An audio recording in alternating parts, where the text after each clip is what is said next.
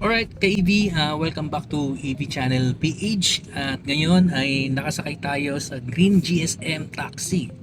So, sa mga nagtatanong kung matagal ba akong nag-book, actually hindi. 2 minutes lang, nakabook na ako. So, nagtaka nga rin ako eh.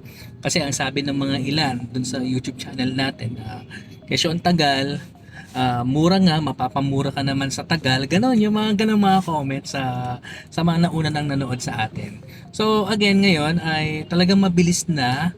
At tinanong ko si Sir Edward, itong ating poging-poging driver, na marami-rami na daw yung mga bumabiyahe na mga electric taxi na katulad nito. So hindi na siya ganun kahirap mag-book sa ngayon. Syempre depende na lang yan kung rush hour. Pag-usapan natin yung driver's point of view or POV kung tinatawag nila, di ba? So again, sir, kamusta naman ang driving experience mo sa Green GSM Taxi? Kung sa driving experience po kasi, hindi siya hassle. Siyempre, bukod sa matik yung sasakyan, wala kang iisiping gasolina, wala kang iisiping bayarin sa gasolina dahil siyempre electric nga siya. Plus napakatahimik, napaka-comfortable ng upuan, lalo na sa mga pasero dahil ang laki ng space sa likod eh. Yes, oo. Napakalaki. Lahat ng halos na naging passenger ko is yun ang comment. Pagpasok ko, ang laki ng likod ha. Oo, Ang laki diba? ng space. Kaya napakalaking kumbaga benefits ang makukuha ng mga pasahero bukod sa driver na pag sumakay ka rito. Oo, tahimik pa. Tahimik pa, ang sarap i-drive. Oo. Napaka-smooth ng biyahe pag ito pinatakbo pa sa kalsada.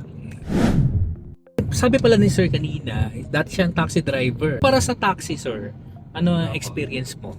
Malayong malayo.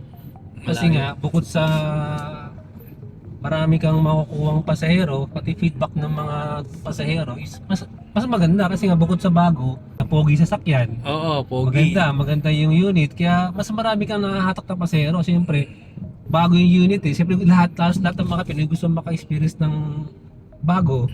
Siyempre, naka-electric. Oo. Tahimik yung sakyan, wala kang marinig na kalampag sa makina, walang makina eh. Oo nga eh. Yung mismong unit, walang kalampag talaga eh. Mm. Smooth eh. Maganda yung suspension niya eh. Yun ang kagandahan dito. Yes. Kumpara sa mga lumang traditional taxi, yun na yung advantage niya. Kaya maraming talaga mga taxi driver medyo siguro naapektuhan dahil humihina yung biyahe nila kumpara sa aming mga bago. Dahil siyempre, lahat ng tao ng Pinoy siyempre gusto bago eh. Kaya susubukan talaga nila. Kaya kumbaga yung mga pasero sa amin napupunta siguro. Yo. Sa amin napupunta yung pasero. Kaya sa experience sa pagmamaneho sa biyahe, mas marami kami nakukuha ang booking. Oo. Sabi mo nga kanina, sir, halos wala kang pahinga eh, no? Halos wala kasi siguro pahinga ko lang CR. CR. Tapos pagkakain yun lang. Kakain lang ako siguro wala pang 30 minutes, mabilis na lang para at least siyempre gusto ko rin maka-incentives eh. Oo, malaki din ang incentives nila. Bukod sa meron kang makukuha ang minimum, at least maka-incentives man lang pang dagdag kita. Dagdag kita nga. Pero hindi pa rin siya hindi pa rin pressure kasi kung magkano lang yung kitain mo, okay na yun kasi sapat na sa pag-uwi mo sa bahay, meron ka nang makukuha ang minimum plus incentives pa. Yes, oo. Yun ang Plus maganda. tip pa ng mga Yung pa, sumasakay, di ba? Pag sakali maganda yung servisyo mo sa kanila, may tip pa makukuha sa kanila. Alright. Kagandahan doon. At isa pa, napansin ko, pangalawang sakay ko ng kasi ka-EV, mabango.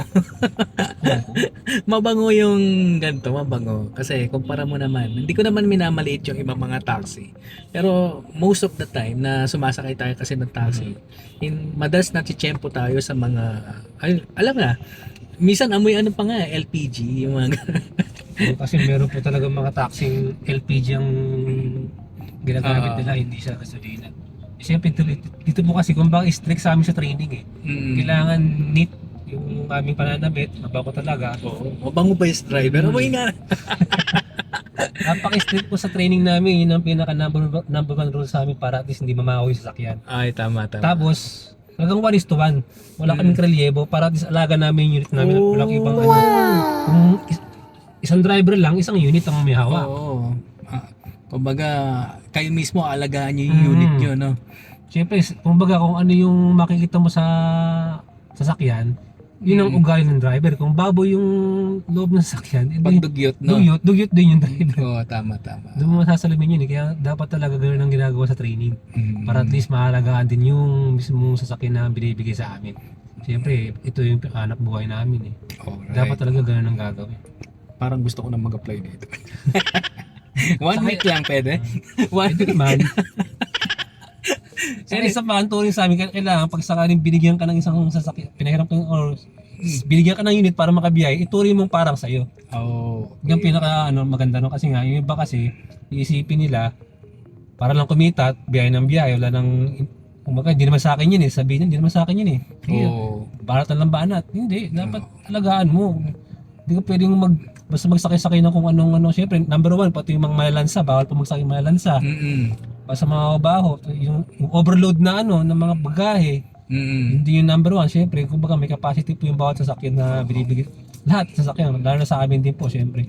Dahil lang ho ito sedan lang po ito sasakyan. Hindi naman siya yung pang maramihang butuhan na karga ng bagahe. Sir, ang tanong dito, syempre, electric. So, lagi ka dapat nasa charger. Di ba? Nag-charge.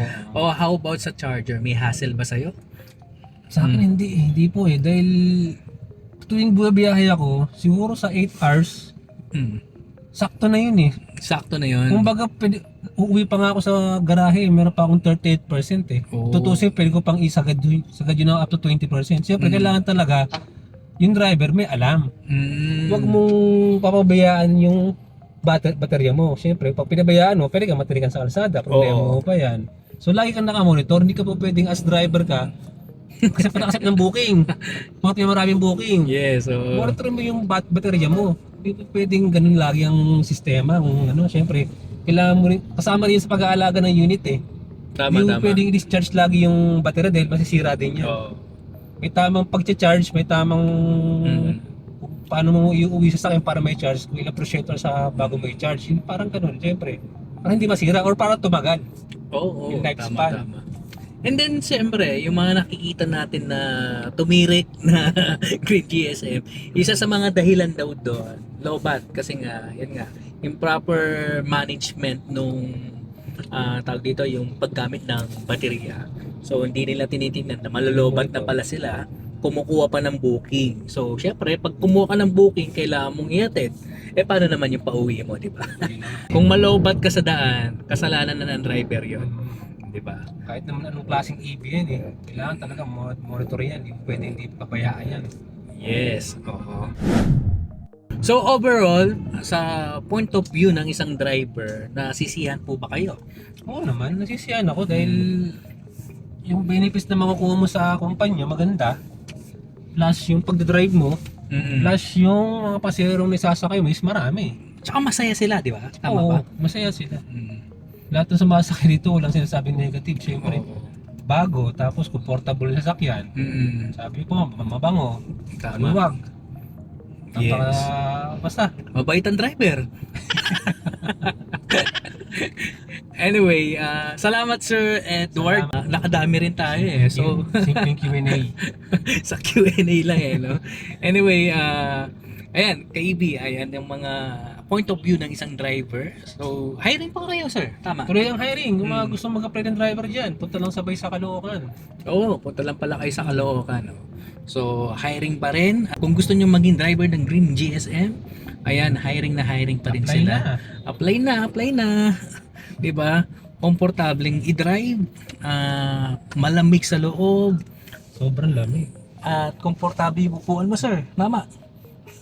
Boot sa leather, malambot. O, di ba? Malaking space. Napakalaki.